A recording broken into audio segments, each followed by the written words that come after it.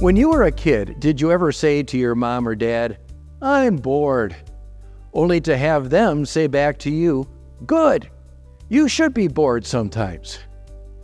Do you know that there's a professor at MIT who would absolutely agree with what your mom or dad said?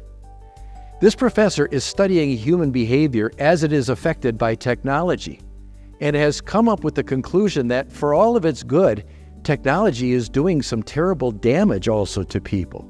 It's keeping them from being at peace with solitude.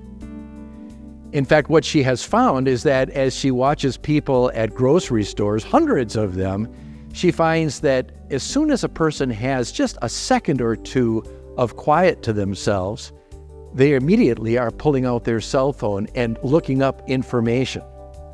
It's like it's impossible for us just to stand quietly and think our own thoughts and be at peace in our own skin and in our own minds. Solitude is extremely important for human development. And how many children have had to grab their parents' attention saying, "Daddy, stop Googling and just listen to me"? Aren't you glad you don't have to beg for God's attention that way?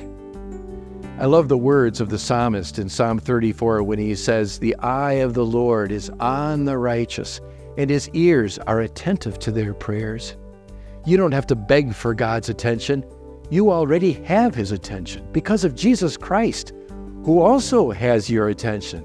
In fact, so much attention, he came to be with you, to die for your sins, to give you the hope of a right relationship with God and a Father in heaven who's absolutely tuned in to you, to your problems, your sins, and your salvation. Doesn't he deserve your full attention too?